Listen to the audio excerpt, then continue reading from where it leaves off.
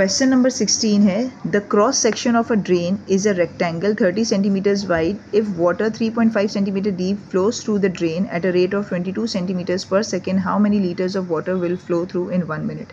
अब इसमें हमें क्रॉस सेक्शन का मतलब पता होगा बच्चे को तो उसको कुछ समझ में आएगा। क्रॉस सेक्शन का मतलब ये होता है बीच में से कटना।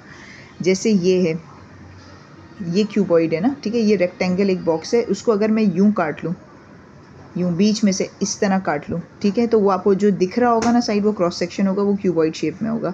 इसी तरह या तो मैं इसको यूँ काट लूँ, ठीक है, तो वो क्रॉस सेक्शन होगा, वो क्यूब। जैसे शू का बॉक्स है, अगर उसका आप कैप हटा दो तो आप समझे वो क्रॉस सेक्शन है। अब इस क्वेश्चन में हमें रेक्टेंगल की 30 सेंटीमीटर्स विड्थ दी है, ठीक है, हाइट दी है, लेकिन हमें लेंथ नहीं दी है, रेट दिया हुआ है। रेट एक्चुअली होता क्या है ये आपको समझना है। ये देखें, अगर ये ग्लास है, इसमें पानी है, इसको मैं टर्न करती हूँ, ग्लास को पानी पोर करती हूँ, तो यहाँ से यहाँ तक 1 सेकेंड में पानी जो यहाँ से यहाँ तक आया है वो उन्होंने बताया 22 सेंटीमीटर्स पर सेकेंड।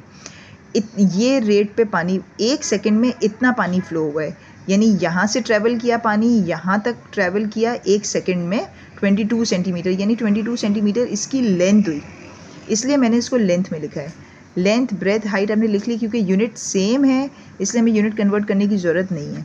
अब हमसे एक्चुअली पूछा क्या है कि कितना volume of water, how many litre of water, यानी वॉल्यूम ऑफ वाटर हमसे पूछा है ना, कितना लीटर ऑफ वाटर, तो इसलिए हम इसका वॉल्यूम निकालेंगे।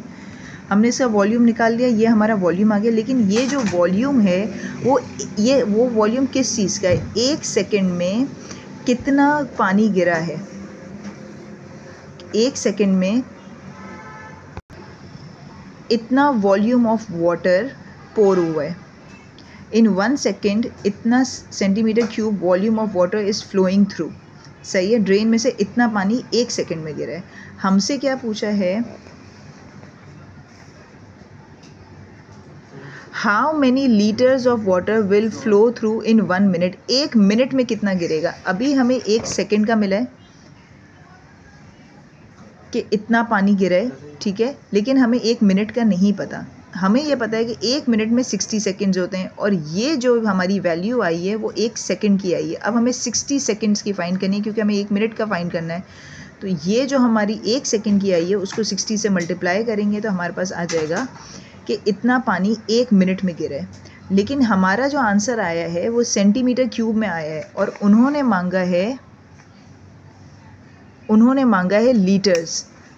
जैसे ही आपका क्वेश्चन में ये मेंशन किया हो कि आपको लीटर्स में आंसर देना है, तो हमें फ़ौरन ये क्लिक करना है कि सेंटीमीटर क्यूब और ml एक ही चीज़ के दो नाम है, तो आप इसको ml में लिख लें, क्योंकि आप लोगों को लीटर और ml की आपको पता है।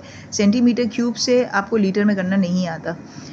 1 litre is equals to 1000 ml, ठीक है। अब क्योंकि ml को हम लीटर में कर रहे हैं, पीछे जा रहे हैं, तो डिवाइड करना है, तो इस नंबर को हम डिवाइड कर देंगे 1000 से, तो आपका ये आंसर आ गया लीटर्स में।